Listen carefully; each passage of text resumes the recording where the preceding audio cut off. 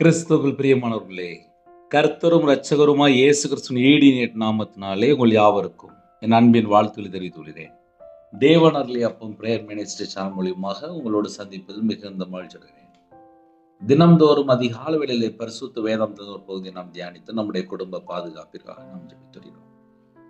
அதிகால வேளையிலே அபிஷேகங்களை பெற்றுக்கொள்ள, என்னுடைய கிருபை பெற்றுக்கொள்ள புதிய நாளுக்காக இணைந்திருங்கள். நெகேமியா 9ஆம் அதிகாரம் 36, 37 ஆகிய வசனங்கள். இதோ இன்றைய தினம் நாங்கள் அடிமைகளாயிருக்கிறோம். இதோ பலனையும் நன்மையையும் அனுபவிக்கும்படி நீர் எங்கள் பிதாக்களுக்கு கொடுத்த இந்த தேசத்தில் தானே நாங்கள் அடிமைகளாய் இருக்கிறோம். அதன் வருமானம் எங்கள் பாவங்கள் நிமித்தம் நீர் எங்கள் மேல் வைத்த ராஜாக்களுக்கு திரளாக போகிறது. அவர்கள் தங்களுக்கு இஷ்டமானபடியே எங்கள் சரீரங்களையும் எங்கள் மிருக ஜீவன்களையும் ஆளுகிறார்கள். நாங்கள் மகா இக்கட்டில் அகப்பட்டு இருக்கிறோம். ஹல்லேலூயா. கிறிஸ்துவுக்குள் பிரியமானவர்களே, இந்த வசனம் எல்லாரும் வீட்டில் பர்சனல் டைரியில எடுத்து எழுதி வைங்க. ஒரு மனுஷனுடைய வாழ்க்கையிலே பாவம் பிளஸ் அடிமை, பாவ அடிமை. 24 மணி நேர வாழ்க்கையிலே எத்தனையோ தேசத்துக்குள்ளே காலவேளையிலே வேற வேற தேசத்துல வேற வேற சூழ்நிலை இணைந்திருக்கிறீங்க. 24 மணி நேர வாழ்க்கையிலே நம்ம எந்த காரியத்திலே அடிமையா இருக்கிறோமோ அதை நம்ம முதல்ல கண்டுபிடிக்கணும். ஏன்னா சில பிசாசு வரும்போது நேரத்தை திருடிடும், சில பிசாசு வரும்போது இதயத்துள்ள வசனத்தை திருடிடும், சில பிசாசு வரும்போது தேவையில்லாம ஃப்ரெண்டு, தேவையில்லாம நிறைய நபர் சொல்லலாம், அவங்க மூலியமா நம்ம வாழ்க்கையில பல ஆசீர்வாதங்களை திருடிடும். இதுக்கெல்லாம் பின்னாடி என்ன காரணம் சொல்லி பார்க்கும்போது, ஒரு மனுஷனுடைய வாழ்க்கையில எதுல அடிமையா இருக்கிறானோ அது மூலியமா தான் பிசாசு உள்ள என்றாகும். ஏன் கால வேளையிலே சில வேர்டு பிசாசை பத்தி சொல்ல வேண்டியிருக்கு அப்படின்னா, இப்போ இஷ்டம் போல அலைய ஆரம்பிச்சாச்சு, இஷ்டம் போல வாழ ஆரம்பிச்சாச்சு, அவங்க நினைச்சதெல்லாம் சாதிக்க ஆரம்பிச்சாச்சு, கர்த்தரை விட்டு வழி விலக ஆரம்பிச்சாச்சு. மனைவி பேச்சும் கேட்க மாட்டாங்க, அம்மா அப்பா பேச்சும் கேட்க மாட்டாங்க, பாஸ்டர் பேச்சும் கேட்க மாட்டாங்க, யார் பேச்சுமே கேட்க மாட்டாங்க. இப்படி நிறைய குடும்பங்கள் இருக்கு, இல்லைன்னா சொல்ல முடியாது. அதனால காலவேளை செய்தி என்ன அப்படின்னா, வருமானம் திரளாய். ஒரு வீட்டில் 10,000 வருதா, 20,000 வருதா, 5,000 வருதா, 30,000 வருதா, 1 லட்ச ரூபா வருதா, 2 லட்ச ரூபா வருதா, நம்ம இப்படி இப்போ என்ன யோசித்து பார்க்கணும் அப்படின்னா, திரளாய் போகிறது. கொஞ்சமா போறது வேற, திரளாய் போகிறது வேற. வருமானம் திரளாய் போகிறது.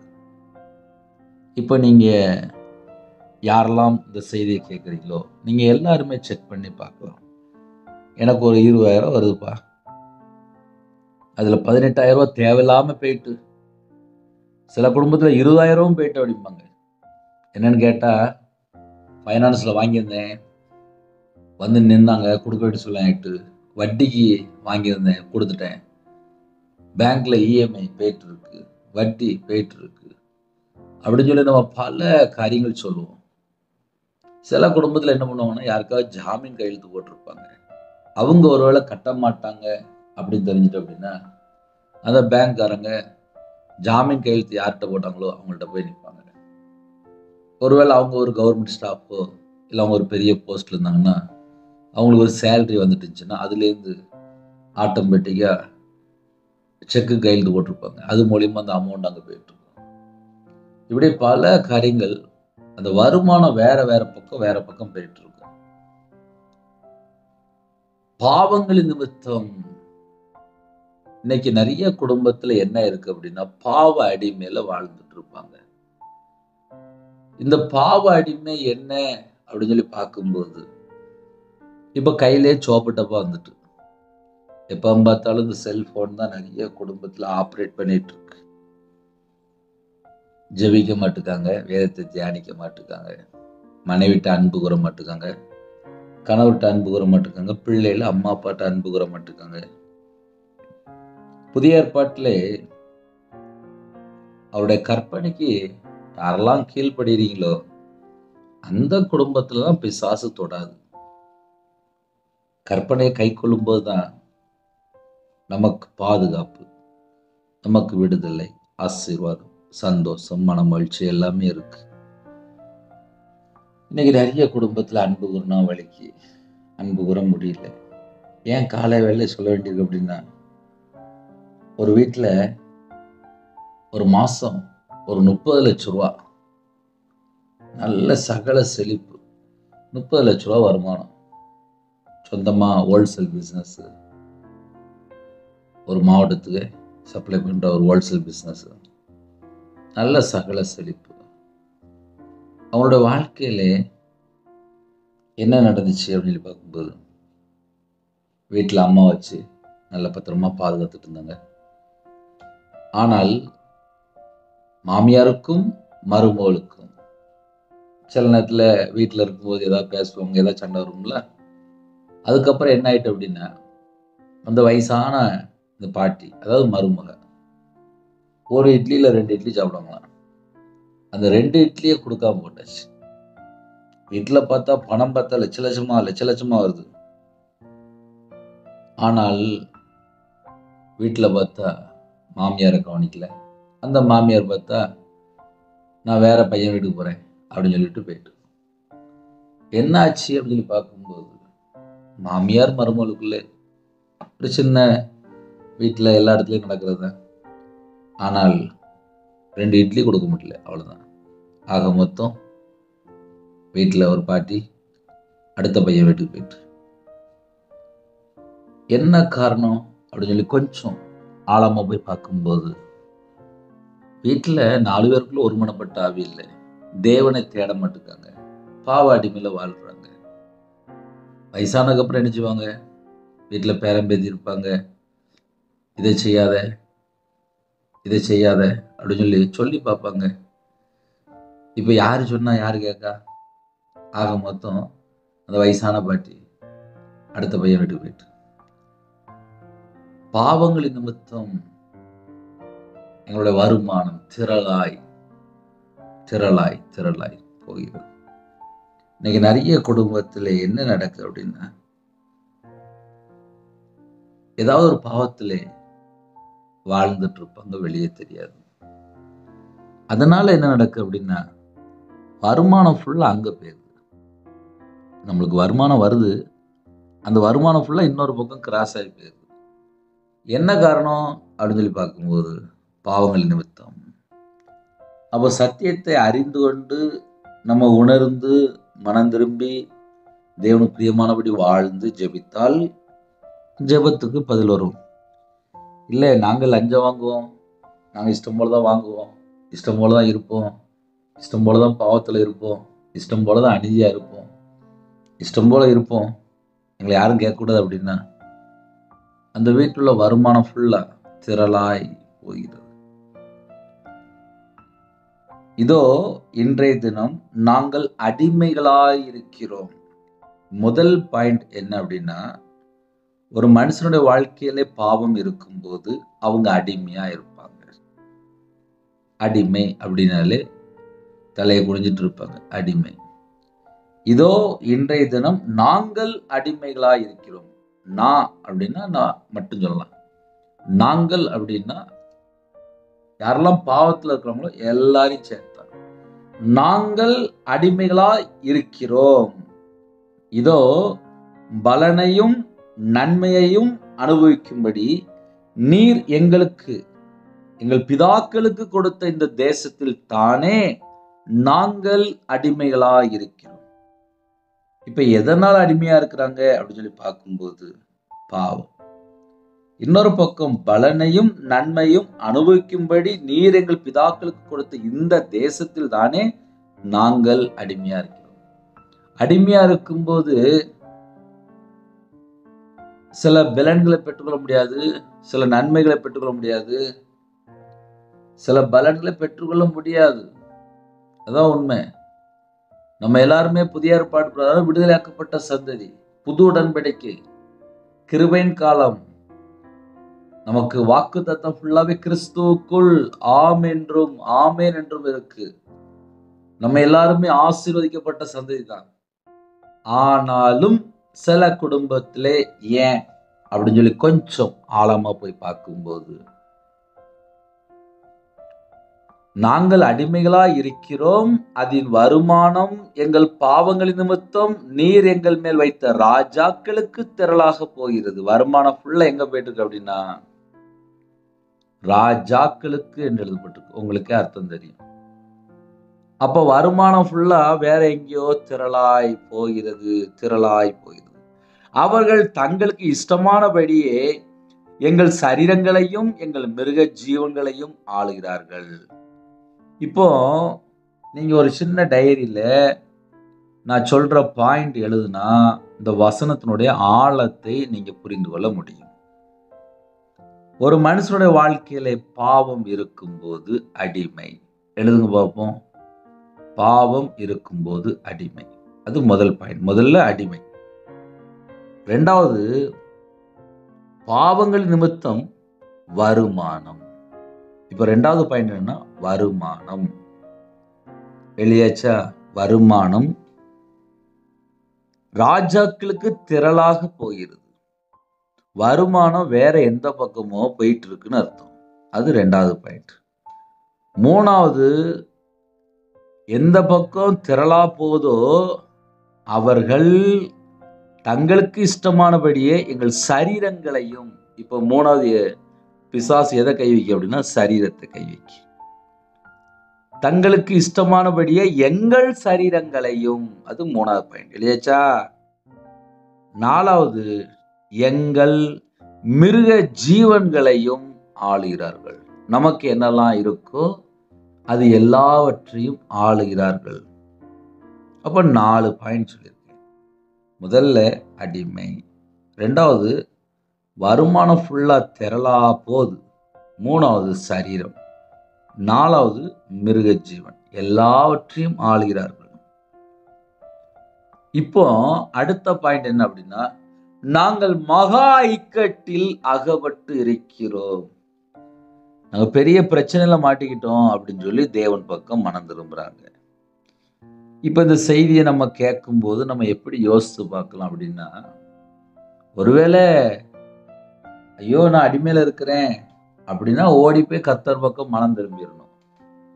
இல்லை நான் கரெக்டா இருக்கிறேன் அப்படின்னா பாவத்துல விழுந்துடக்கூடாது. இல்லை என் வாழ்க்கையில முழுசாவே நான் அடிமையா தான் இருக்கிறேன் அப்படின்னா எதுல அடிமையா இருக்கிறீங்க? அதை கொஞ்சம் யோசித்து பாருங்க. இப்ப சில குடும்பத்துல சிகரெட் அடிக்கிறாங்க, தண்ணி அடிக்கிறாங்க, புகையில பழக்கம், கஞ்சா பழக்கம், விக்கிர வழிபாடு, மாந்திரிகம், பில்லி சுனி, ஏவல். சில குடும்பத்தில் லஞ்சம் வாங்கிட்டு இருப்பாங்க, சில குடும்பத்தில் விபச்சார அடிமையில் இருப்பாங்க, மோகச்சில் இருப்பாங்க, பாவ அடிமையில வாழ்ந்துட்டு இருப்பாங்க. கடைசி காலத்தில் சோதம் குமர பாவம் இருக்கு. கர்த்தருடைய வார்த்தை விட்டு மீறினாலே துன்மார்க்கம் தான். பைபிள் சட்டம் தெரியும், அந்த சட்டத்துக்கு கீழ்ப்படியாமல் வழி விலகும் போது அது நமக்கு ஆபத்தா மாறிடும். ஏன்னா நம்ம எப்படி வாழணும் அப்படின்னு சொல்லி கையில பைபிள் எழுதி கொடுத்தாரு. அதே போல நம்முடைய வாழ்க்கை இருக்கா? அதை நம்ம கொஞ்சம் யோசித்து பார்க்கணும். நம்ம வாழ்க்கையில எப்பமெல்லாம் பாவம் உள்ள வருதோ அப்பம்லாம் நம்முடைய வருமானம், அதுக்கு முன்னோட்டியே அடிமை. நம்ம வாழ்க்கையில பாவம் எப்போ உள்ள என்ட்ராதோ அப்பவுமே நம்ம முதல்ல அடிமை ஆயிட்டோம். பாவத்துக்கு அடிமையானதுக்கு அப்புறம் பிசாசு உள்ள என்ட்ராவானா வரமாட்டானா? நம்ம கொஞ்சம் யோசித்து பார்ப்போமே. பாவத்துக்கு ஒரு மனுஷன் செத்துதான் நீதிக்கு பிழைத்திருக்கணும்னு சொல்லி போட்டிருக்கு. இன்னைக்கு பாவத்துக்கு சாகாம பாவத்திலே வாழ்ந்துட்டு இருந்தா வருமானம் ஃபுல்லா திரளாய் போகிறது. பாவத்துக்கு செத்து நீதிக்கு பிழைச்சிருந்தா தப்பிச்சுக்கிட்டோம். இல்லை நான் பாவத்துக்கெல்லாம் சாக மாட்டேன், நான் பாவத்தோடு தான் நான் நடப்பேன், நான் பாவத்தோடு தான் நான் வாழ்வேன், நான் பாவத்தோட தான் இருப்பேன், எனக்கு பாவம் தான் வேணும் அப்படின்னு யாராவது இதயத்தில் தீர்மானம் பண்ணி, நான் செய்கிற பாவத்தில் நான் மனம் திரும்ப மாட்டேன், நான் அப்படியே தான் இருப்பேன் அப்படின்னா அவங்க ஒரு வாரமாக இருக்கட்டும். ஏன்னா சில குடும்பத்தில் யார் பேசினாலும் கேட்க மாட்டாங்க. வருமானம் திரளாய் ராஜாக்களுக்கு போகிறது. அப்புறம் வீட்டில் ஒன்றுமே இருக்காது, தரித்திரம் தான் இருக்கும், அப்புறம் பஞ்சம் தான் இருக்கும், அப்புறம் கஷ்டம் தான் இருக்கும், அப்புறம் வேதனை தான் இருக்கும். என்னடா வாழ்க்கை அப்படின்னு சொல்லி புலம்பிட்டு இருப்பாங்க. காரணம் என்ன அப்படின்னா, பாவத்திலிருந்து மனம் திரும்பாத பட்சத்திலே இது ஆக்சுவலி தண்டனை எழுதி வச்சிருக்காரு. ஆனா கூட நாங்கள் மகா இக்கட்டில் அகப்பட்டு இருக்கிறோம் என்று ஜெபிக்கிறார். ஒரு பக்கம் பார்த்தா ஆலோசனை, ஒரு பக்கம் பார்த்தா தண்டனை, ஒரு பக்கம் பார்த்தா தேவன் பக்கம் மனம் திரும்பி ஜெபிக்கிறார். இப்போ நம்ம எப்படி யோசித்து பார்க்கலாம் அப்படின்னா, நம்ம எந்த சூழ்நிலை இருக்கிறோம் தேவனுக்கு தெரியும். ஏன்னா ஒவ்வொரு குடும்பத்திலையும் காலையில இணைந்து கேட்குறீங்க. சில குடும்பத்திலாம் செல்போனு தேவையில்லாமல் பார்க்குறதே விட்டுட்டாங்க. சில குடும்பத்திலே செல்போனில் மூழ்கி கிடக்கிறாங்க.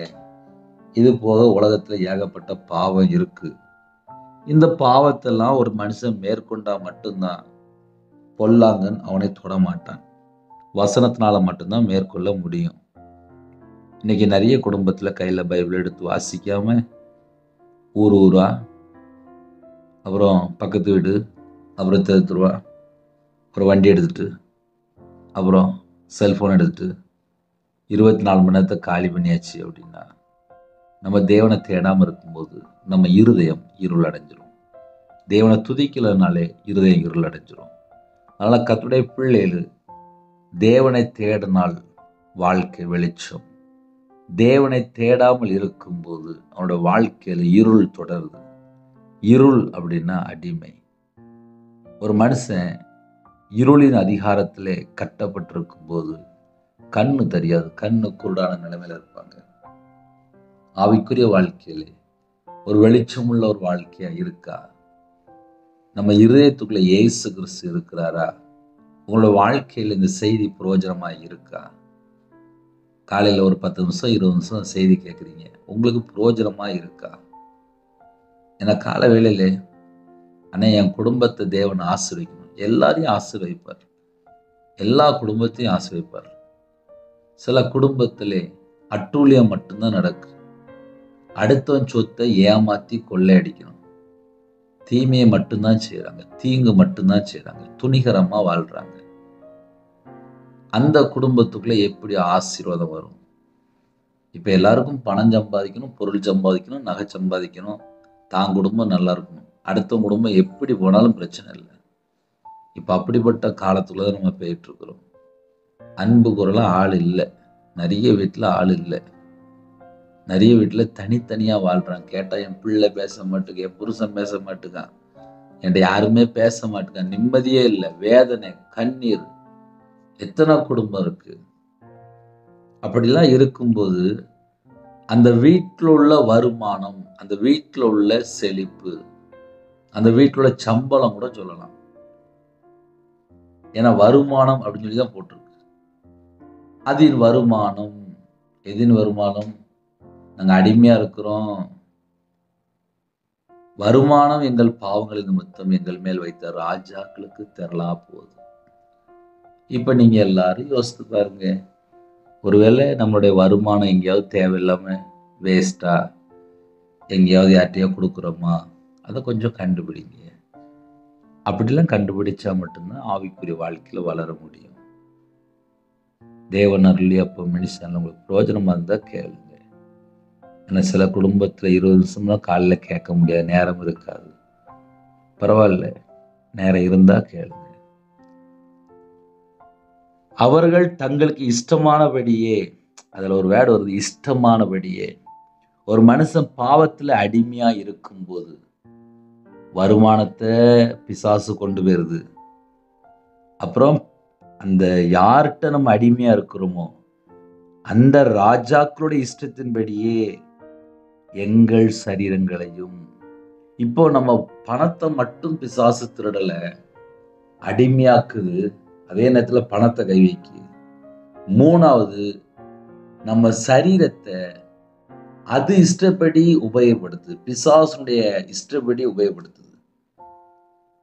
அவர்கள் தங்களுக்கு இஷ்டமானபடியே எங்கள் சரீரமும் இப்ப அவங்க கண்ட்ரோல்ல போயிட்டு, அடுத்தாப்புல எங்கள் மிருக ஜீவன்களையும் ஆளுகிறார்கள். நம்மள்ட்ட என்னெல்லாம் சொத்து இருக்கோ அது எல்லாவற்றையும் அவர்கள் ஆளுகிறார்கள். ராஜாக்கள்.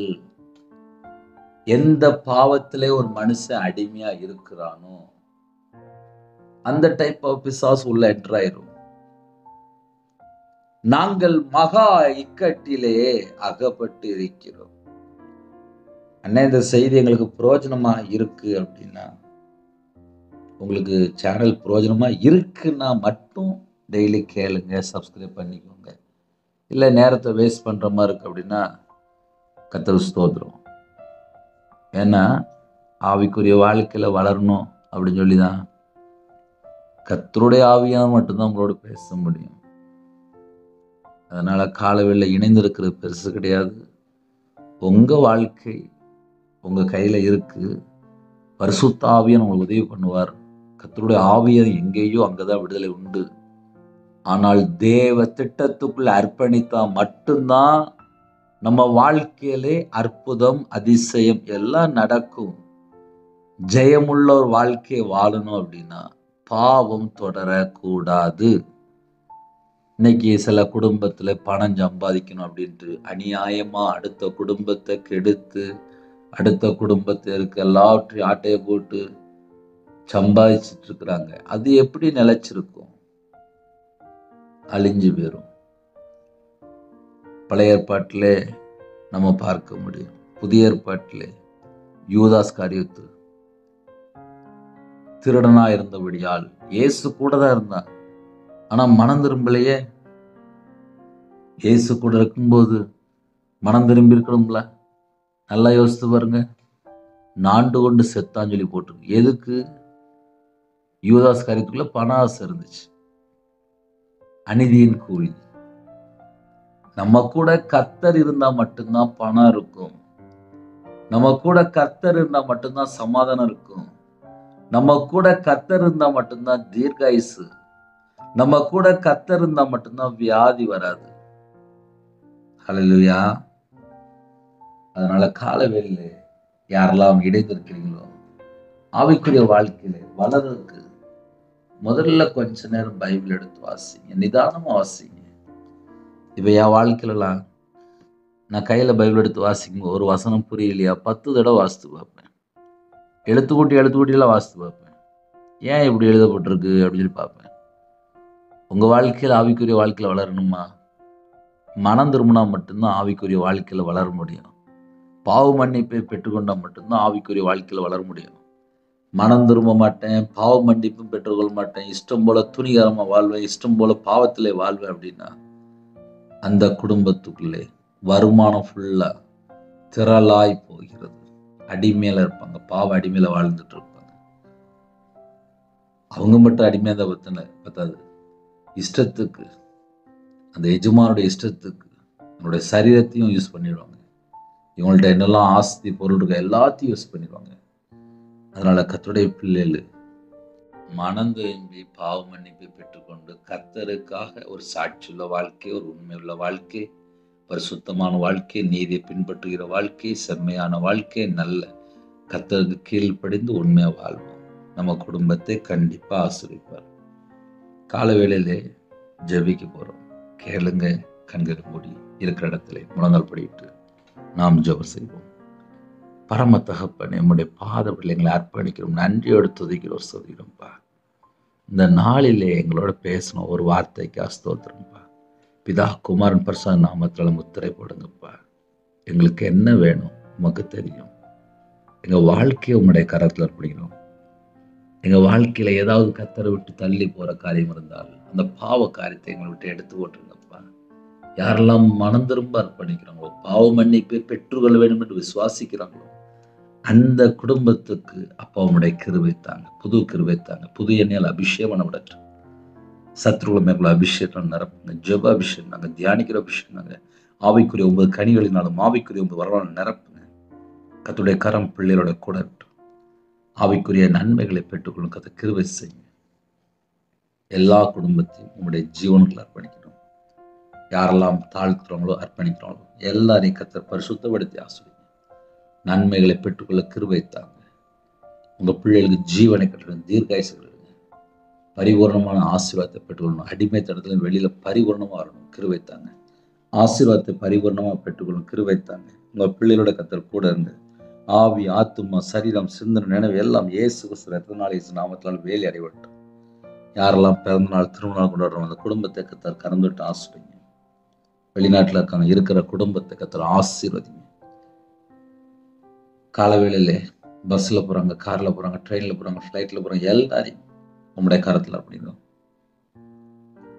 வியாபாரத்துக்கு போறாங்க, கம்பெனி போறாங்க, டிரைவிங் லைன்ல போறாங்க, காலவேளையில கவர்மெண்ட் ஆபீஸ் ஜெபிக்கிறாங்க, பரிசுத்தவான் ஜெபிக்கிறாங்க, எல்லாரையும் உங்களுடைய கரத்துல அப்படிங்கிறோம். கற்பனையை ஜெபிக்கிறாங்க, கர்த்தர் மனம் வருங்க. மாசமா இருக்காங்க, கர்த்தர் மனம் வருங்க. அப்பா, தாய் பிள்ளைமா பரிபூர்ணமா சுகம் தாங்க. டெலிவரி கொடுப்பாங்க, கர்த்தர் கூட இருந்து நார்மல் டெலிவரி ஆகிட்டாங்க. பரம வைத்தியர் கூட திருமணம் முடிந்ததுக்கு அப்புறம் நிம்மதியில்லா சூழ்நிலை எல்லாவற்றையும் மாற்றி போட்டுருங்கப்பா. எல்லாவற்றையும் மாற்றி போட்டுருங்க. எல்லாவற்றையும் மாற்றி போட்டுருங்க. மாற்றி போட்டுருங்கப்பா. சில குடும்பத்துல கோர்ட்டு கேஸ் போயிட்டு இருக்காங்கப்பா. தனிமையில இருக்காங்க, பேச மாட்டேங்காங்க. அந்த உபத்திரத்தை எல்லாம் கர்த்தர் மாற்றித்தாங்க. கர்த்தர் மாற்றித்தாங்க. சகல காரியத்திலையும் ஆசீர்வாதங்களை பெற்றுக்கொள்ள கிருபை தாங்க. யாரெல்லாம் அர்ப்பணிக்கிறாங்களோ எல்லாரையும் ஆசீர்வதிங்க. சில குடும்பத்துல விதவையா இருக்காங்க, திக்கற்ற பிள்ளையா இருக்காங்க.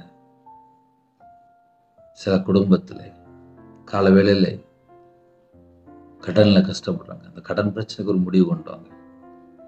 வருமானம் ஃபுல்லா திரளாய் போகிறது என்று நாங்கள் தியானித்தோம்ப்பா. எந்த குடும்பத்துல வருமானம் திரளாய் போகிறதோ அந்த குடும்பத்துடைய பாவத்தை மன்னிங்க. எங்களுடைய பாவத்தை மன்னிங்க. எங்களுடைய பாவத்தை மன்னிங்க. எங்களுடைய பாவத்தை மன்னிங்க. எங்களுடைய பாவத்தை மன்னிங்க. எங்களுடைய பாவத்தை மன்னிங்க.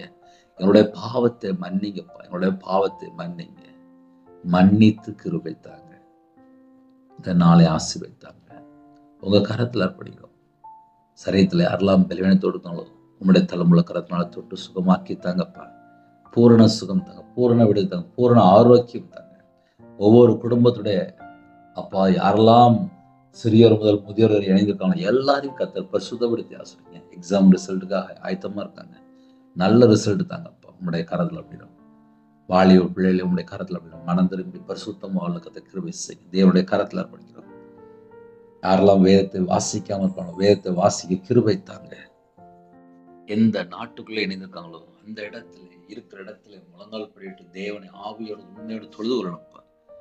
பரிசுத்த ஜாதியா மாறணும், பரிசுத்த சந்ததியா இருக்கணும், சொந்த ஜனமா இருக்கணும்ப்பா. கர்த்தர் கிருபை தாங்கப்பா. இந்த நாளை ஆசீர்வதித்தாங்க. தேவன் அருளை அப்போ மினிசாமி இணைந்திருக்கிற எல்லா குடும்பமும் இயேசு கிறிஸ்து நாமத்தினால் ஆசீர்வதிக்கட்டும். யாரெல்லாம் வீடு கட்டுறாங்களோ கட்டுற எல்லா தடையிலும் நீக்கி வாசல் திறந்து கர்த்தரே வீடு கட்டி தாங்கப்பா. சில குடும்பத்துலாம் நிம்மதி இல்லாம இருக்குப்பா. கர்த்தர் மாற்றித்தாங்க. டெலிவரி பண்றாங்க, பரம வைத்தியர் கூட இருங்க, பிள்ளைகளோட கூட இருங்க. இந்த மாசத்துல எல்லா தேவையை கர்த்தர் சந்திங்க. நிறைய குடும்பத்துல டிராவலிங் இருக்காங்க, எல்லாருக்கும் ஒரு பாதுகாப்பு தாங்க. யாரெல்லாம் வெளியில போறாங்களோ எல்லாருக்கும் ஒரு பாதுகாப்பு தாங்க. உங்களுடைய கரத்துல அப்படின்னா கர்த்தரே பொறுப்பெடுத்துக்கோங்க. சிறுபிள்ளை முதல் கொண்டு முதியோர் எல்லாரையும் கர்த்தர் கறந்துட்டு ஆசீர்வதிங்க. ஒவ்வொரு குடும்பத்தையும் கையின் கீழ ஆசீர்வதிங்க. எல்லாவற்றையும் கர்த்தர் மாற்றித்தாங்க. கர்த்தர் பொறுப்பெடுத்துருங்க. அடியனை அர்ப்பணிக்கிறப்பா. பிரயோஜனமான ஊழியக்காரப்பா. களி மண்ணா அர்ப்பணிக்கிறேன். கர்த்தர் பொறுப்பெடுத்துருங்க. துதிகான மகிமை எல்லாம் கர்த்தரா இயேசு கிறிஸ்து ராஜா ஒருவருக்கே செலுத்துகிறோம். இயேசு கிறிஸ்து பிதாவே ஆமென். தேவனுக்கே மகிமை உண்டாவதாக. கர்த்தர் தாமே உங்களையும் உங்கள் குடும்பத்தையும் சகல காரியத்திலும் சம்பூர்ணமாக திருப்தியாக கர்த்தர் கொடுத்து ஆசீர்வதிப்பாராக. ஆமென். கர்த்தரா இயேசு கிறிஸ்து கிருபையும் பிதாவாகிய அன்பும் பரிசுத்தனுடைய ஐக்கியமும் இப்பொழுதும் எப்பொழுதும் சதா காலங்களிலும் நம்ம நாடு கொடுப்பதாக. ஆமென். கிறிஸ்துவில் பிரியமானவர்களே, என் பேர் ரவிராஜ். எனக்காக ஒரு நிமிடமாக ஜெபித்துக் கொள்ளுங்கள். ஜெபிக்க வேண்டும் விரும்பினால் 9363064181 நம்பர் உண்டால் உங்களுக்காக ஜெபிப்போம். களவில்லை நேரத்தை வேஸ்ட் பண்ணாங்க. தேவனோட சமூகத்தில் காத்துருங்க. இரவு நேரத்தில் ஜெபிக்கிறோம். அதையும் தொடர்ந்து கேளுங்க. God bless you.